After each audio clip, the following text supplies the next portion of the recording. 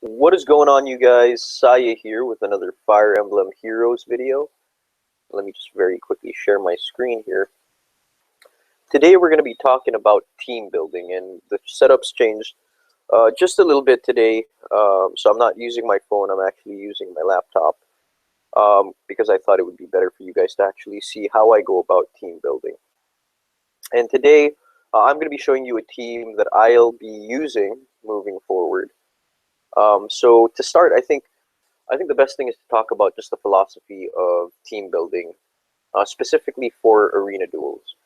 So the important thing I think to note is that during arena duels, for better or worse, you can only see one of the characters your opponent has out of the four characters that he's able to bring to the battlefield.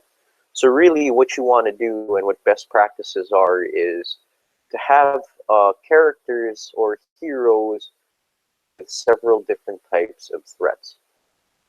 So that means, Robin's a very good example. Not only is he a blue mage, so he's good against red units, but also he has a weapon that makes him good against colorless units. So you're effectively countering two types of characters with one unit. Now, I think there are three characters in the game that do that very well. The first being Corel. So Corel, very high HP. He's basically a tank to start, and if you give him Ardent Sacrifice, he actually can become a healer. And when he's at low health, he starts to become a damage-dealing threat. So a tank, healer, and a damage dealer. Next up is Robin. So again, if Robin is built correctly, he becomes a very good threat to red units, but not only that, he becomes a threat to colorless units.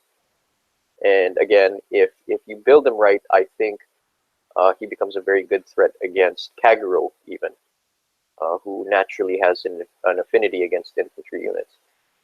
Last is female Robin, and she is a green mage, so she'll be good against blue units, but also she has a weapon that makes her good against cavalry units. So fielding these three heroes basically makes it so that I'm pretty much covered against most types of threats.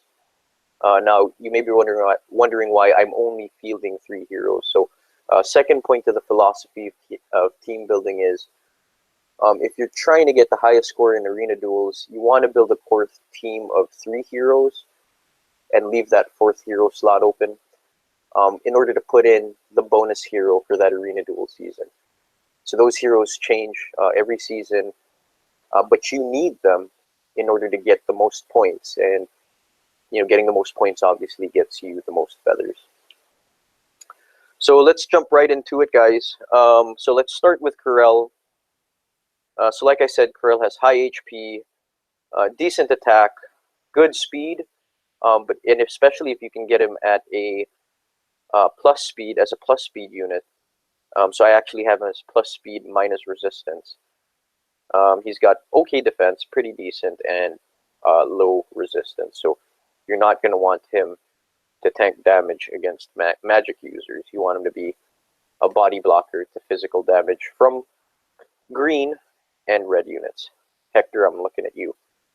But an important thing about tanking isn't only defense resistance, it's also speed. So let's actually go into here, and I'm actually going to sort this by speed. You'll see Corel sits right here, 35. So really the only characters that have speed higher than him are Lind all the way up to Lon Q. Lon Q sits with 39 speed. This is neutral, so no plus or minuses. If he was a plus speed Lon Q, that would be 42, and then obviously no buffs, so buffs can actually put him over the top.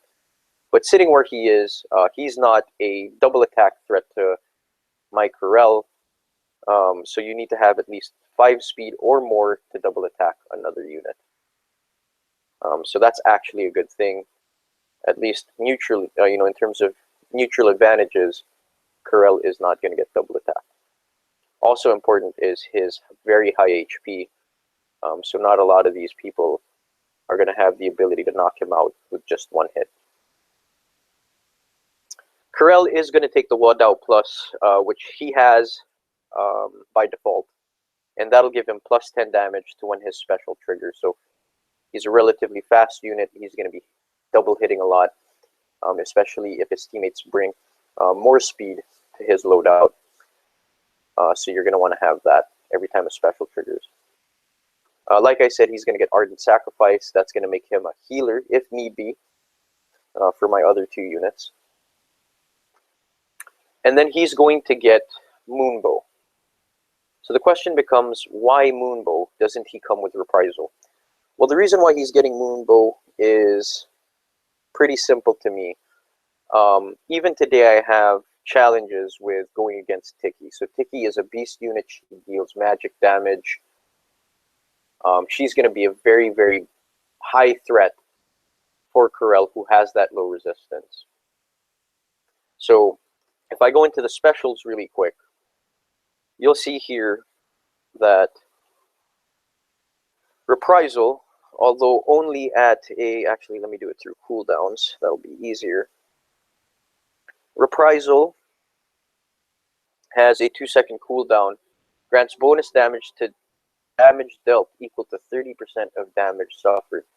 So take note of that, 30% of damage suffered, whereas Moonbow, you resolve combat as if foe suffered defense and resistance minus 30%.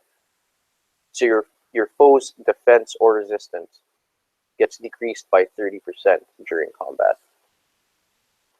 Coming back here, let's go ahead and take a look at the high defense units.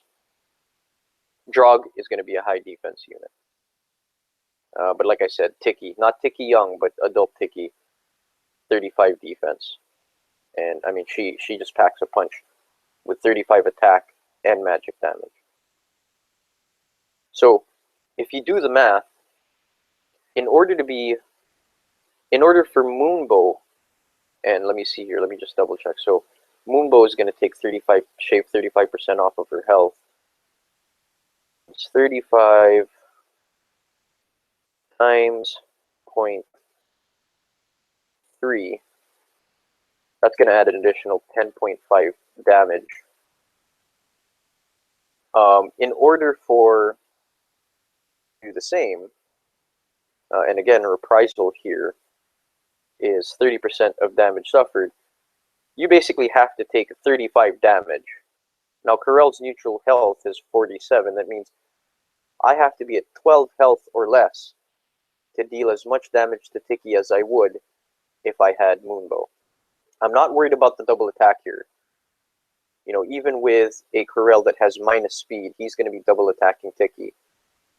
What I am worried about, obviously, is the fact that I need to be at 12 health to start to even do as much damage with Reprisal as I would with Moonbow. So obviously Moonbow gives me more utility throughout, you know, even if Corel's at full health, half health, or 1 health, Moonbow is going to provide me that much more damage. Whereas Reprisal only gives me more damage when I'm between 1 to 12 health. Hope that made sense. Next up is he's going to keep his Defiant attack, so that's just to make sure that I do knock out Tikis just in case they do show up. Desperation is the same. Being able to double attack when my health is below 75% really helps out that damage output when he's when his health starts to go down. More importantly here, guys, is I noticed that Brash Assault, which is a really good skill on armored units since they're typically slow, actually counters this. So I went up against a Barter who's a green axe user, and he was able to stop my Desperation 3 with his Brash Assault. So if you're building an armored team, which I really wouldn't advise, at least for a defensive team, and we can get into that for another discussion, but I wouldn't advise putting armored units in your defensive team. This threatened speed. So this is just to make sure that I top out against any of the higher speed units. And again, you saw that list. And I'll provide all my references in the description below. You can use it too. But this is just to make sure that any of those heroes that sit above me in terms of speed actually come down, and any heroes that sit at the same levels of speed as me, I can actually bring them down even further. And then I'll actually use my other two heroes to boost my speed. So that's going to be his C skill. That's going to wrap up his loadout. The next character is Male Robin. So again, Male Robin, good because he can counter 2 units, and he can counter them effectively while if his loadout is made very well. So he's going to keep the Blaravan Plus, which grants weapon advantage versus colorless foes. He's also going to get Raly Speed. So again, like I said, this is just to make sure that Robin or Corel get that boost in speed just in case they need it. Corel's lifeblood in doing damage is his ability to double hit and proc that special as much as possible. So that's going to help him out with that. He's going to get Bonfire. So Bonfire here, you know, people ask, well, is Bonfire really the best? Is Bonfire really the best for Robin? So let's go back into the specials list and look at that again. So pretty much, let me sort by effect. Bonfire all the way down to here, and then I believe all of the Moonbow, New Moon, and Luna all deal good amounts of damage, or the special skills that deal damage. You got to be very careful. You know, some people say, well, why aren't you using Glimmer? Shouldn't Glimmer be good, or should I use Glimmer at all? Glimmer grants 50% to damage dealt. Think about it this way. If you're going against a unit that you're dealing a lot of damage to, then Glimmer is going to increase that damage even more. Do you need it? No, it's overkill. You know, if you're dealing 30 per, you know, I don't know, your enemy has 30 health, you're dealing 30 damage or 32 damage, you're going to add an additional 50% to that, so that's an additional, what is it, 16? So 48 damage on a 38 health unit. You don't need that. Conversely, if you're going up against a unit that has high defense, and let's say you're physical, or high resistance and you're a magical attack user, and you hit them for 3 damage or 4 damage, let's say, well, that's going to give you an extra 2 damage, right? 50% of damage dealt. So really what you want to do is you want to use skills that are going to help you counter against your weaknesses, help you kill off your weaknesses. In Robin's case, because of his stats, I believe neutral, he has 29 attack and 29 speed. So you want to take Bonfire. So you say, well, why not Glowing Ember? Well, because that has a higher cooldown than Bonfire, and Bonfire also stacks off of 50% off of Robin's defense. Robin does not have very high resistance, so you're not going to want to use any of this stuff, the Iceberg, Chilling Wind, or Glacies. If you do have a high resistance character, then maybe you go that way. Really, the valid question then becomes, why not Ignis, since it deals 80% versus Bonfire, which deals 50%? So I think about it this way.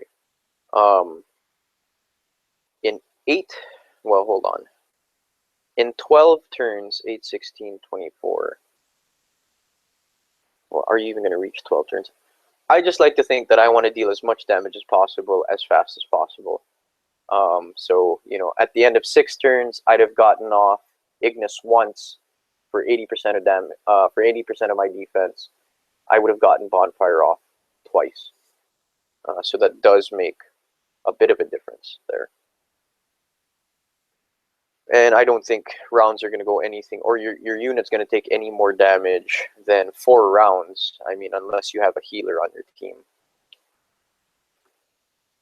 Alright, so that covers Bonfire. Oh, and very quickly, just wanted to come back to Raly Speed because I think this is a very good point. Buff stacking. So what's very important about all these buffs that you're giving your characters, so you have Raly Speed on the one end, and then as you go, I think, into your C passives, you have a bunch of spur speed, hone speed, and all these different buffs, gold cavalry, ward cavalry.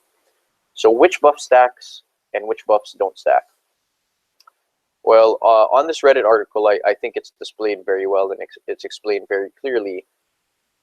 This guy, and I do want to give him credit, Joke LA, basically breaks it out into 2 types of buff. You have the displayed buffs. These are the buffs that have the up arrow show up underneath your character, that blue up arrow. And then if you actually click on the character, you see that stat in blue. Those buffs don't stack if they're the same, if they affect the same, what would you call it? Affect the same attribute, I guess. So if you had, this is an example, so my Robin had Raly Speed. If he also had Hone Speed, those would not stack. It would instead take the better of the 2. So let's say if my Raly Speed was +4, my Hone Speed was +3, it would take the Raly Speed. It will stack, though, if they affect 2 different attributes. So if Hone Attack, if I had Hone Attack and Raly Speed, those 2 would actually be applied. The other side of this coin is the combat effects. So the combat effects stack with themselves and stack with the displayed buffs. So if you had Spur Speed, which is also a passive C skill, and Raly Speed, those 2 would actually stack. So I mean, effectively, if you're looking at a core team of 3 units, and 2 of those units had Spur Speed, 1 of those units had Raly Speed, you could give that third hero +12 speed. I mean, that's a ridiculous amount of speed. I don't know that you need that much, but just in case you do, you can do it that way. Stacking spurs with displayed buffs. All right. So first things first, I wanted to thank Phoenix Master for coming up with this idea, or at least, I saw it on one of his videos. So props to him. Triangle Adept on Robin makes him amazing. Not only does he become stronger against red units, but he becomes stronger against bow users and dagger users. So any colorless unit, any red unit, that's going to give him a 20% weapon advantage. So let's go back to our stats table here, because I'm looking at you, Tharja. Tharja is probably going to be the one unit that I want Robin to go up against. So Tharja over here doesn't have that great of a resistance. I think Robin's going to be able to take care of her pretty well, especially with the Triangle Adept passive, a passive. And especially if, and I hope you people note this, is that what you want in a Robin really is a minus resist, maybe plus speed, maybe plus attack. The reason for that is you'll notice that every other statistic here, every other stat, has a -4 +3. So HP -4 +3, -4 if it's a Bane, +3 if it's a Boon, -4 speed if it's a Bane, +3 if it's a Boon, -4 defense if it's a Bane, +3 it's a Boon. Only resistance goes -3 +3. So you actually lose less if you have a minus resistance Robin. Next up, so I am going to have to build Vantage into Robin first. Not ideal for me. And the reason for that is I do not have Daggerbreaker. So only Kagero has Daggerbreaker, which is funny to me because apparently you're going to sacrifice a Kagero to inherit that skill in order to kill a bunch more Kageros. Let's go to the next one. Threat and resistance. So just to make sure that he's dealing as much damage as possible, I want to give Robin threat and resistance. Again, my goal here, my playstyle is to be aggressive, not necessarily defensive. I want to use positioning, and the fact that each of my characters can pretty much kill anything out there is a really big deal for me. So that's pretty much that. Yeah, and also defensively, in terms of gameplay, I want to make sure that when these three characters are on the field, preparing my enemy to make tough choices, sacrifice someone, they're going to have to switch things out. That's sort of what I want in a defensive team.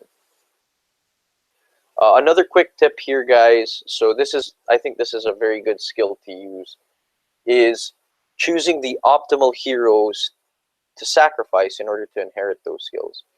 So let's take a look at Oboro here. So if I were to sacrifice Oboro in order to get threat and resistance, she would have to be at 5 stars in order to unlock this, or in order to teach the skill to Robin. 5 stars is a lot of feathers just to sacrifice. Conversely, if I have Naui to sacrifice, I only have to sacrifice her at 4 stars. So threat and resistance unlocks for Naui at 4 stars and is therefore teachable or inheritable by Robin much earlier. So I don't have to waste those 20,000 feathers to teach threat and resistance 3 to Robin.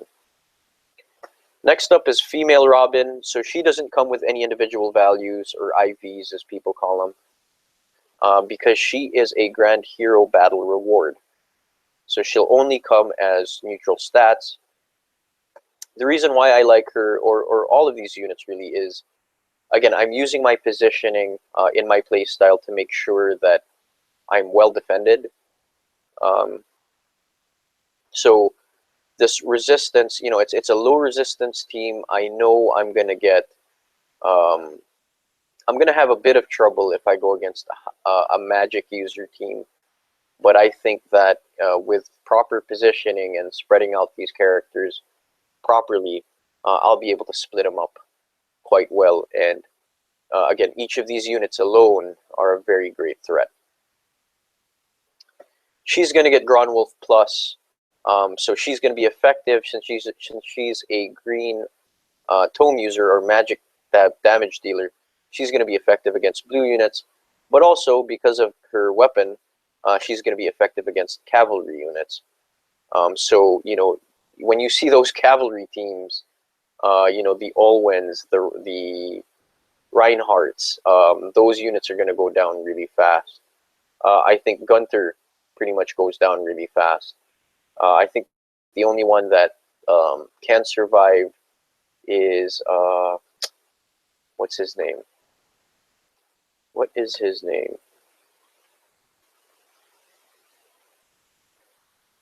Eldigan.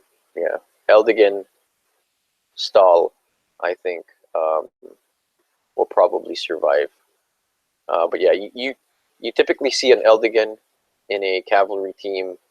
You'll see a Leo in a cavalry team, so he's a bit of a threat too. But like I said, that's why Robin has that triangle adept in order to battle Leo 1v1. You'll see an Abel sometimes, Sully, Perry sometimes, and then these two, Reinhardt, Olwen. Haven't seen an Ursula yet, but these two over here, the two blue tome users, you want an effective weapon, which is Gronwolf, against those two, because they're very mobile, they can travel very far, and then they need 2 spaces to attack, so their reach is very far, very hard to position against these characters. She's going to get Raly attack. And again, we talked about buffs already, so hopefully you guys remember. And I'll have this in the description list down below for you guys to reference when you're building your teams. So she's going to get Raly Attack. And let me double check actually right now. So Raly Attack is available at 4 stars for Hannah. Raly Attack is available at 4 stars for Rai. Okay. So same deal regardless of who I sacrifice. She currently has Ignis, which is a cooldown of 4. I don't know that I like that. Like I said, I'd rather go for the faster triggering, deal more damage as fast as possible. Skill, which is Bonfire, cooldown of 3. She is also going to get Triangle Adept, just to make sure that she's dealing as much damage as possible to blue units as well as cavalry units. So sort of the same philosophy as Robin. She's going to get the Blue Tome Breaker, so that's going to make her knock out Robins, male Robins. That's going to make her knock out Alwyn's, Reinhardt's, Ursula's, and I believe, who's the heavy hitter blue? There's a heavy hitter blue mage. Lind.